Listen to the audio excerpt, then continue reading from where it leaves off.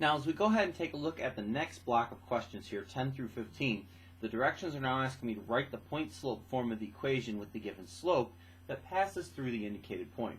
So basically what you're going to do here is you're going to reverse what we did up top here.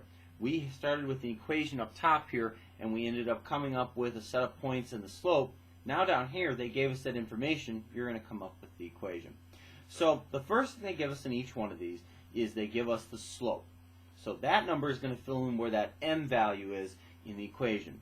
In case you've forgotten, again, point-slope form is y minus y sub 1 equals m times x minus x sub 1. So in every single one of these questions, I can fill in here where it says m, because where it says m is the slope, and that's the very first thing each one of these gives me, no tricks whatsoever.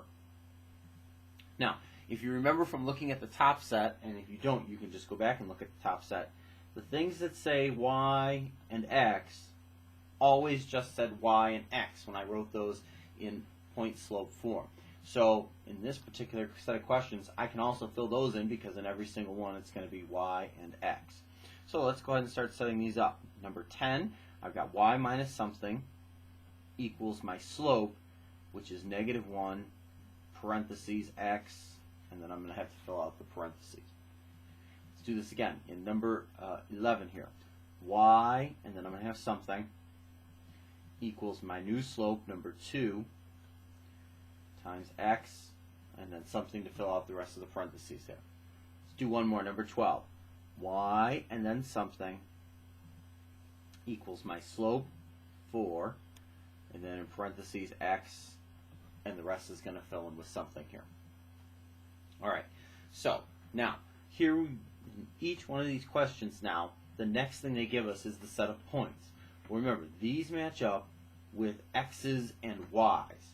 So that's what we're going to fill in here, where we've got x's and then y's. Remember what happened here when we go back and look at the questions at the top. The numbers that were actually written in there were the opposites of the actual values that were listed. So for instance here now, where I go to fill in this y spot, well, the y value they give us here is 5. Well, that would actually be this guy. So somehow I need to make this set equal 0 if this is 5. Well, to make this be 5, it has to be y minus 5.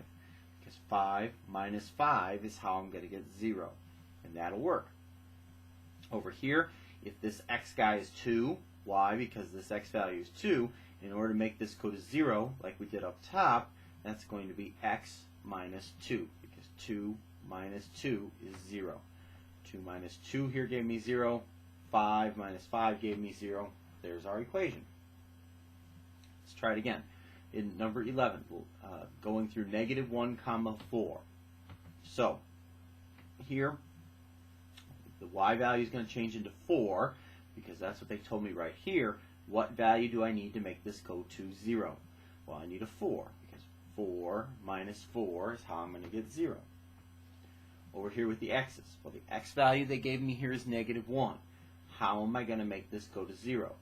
Well, I'm going to do that not with 1, because 1 minus negative 1 would change into indeed 2, but negative 1. Because negative 1 here, and then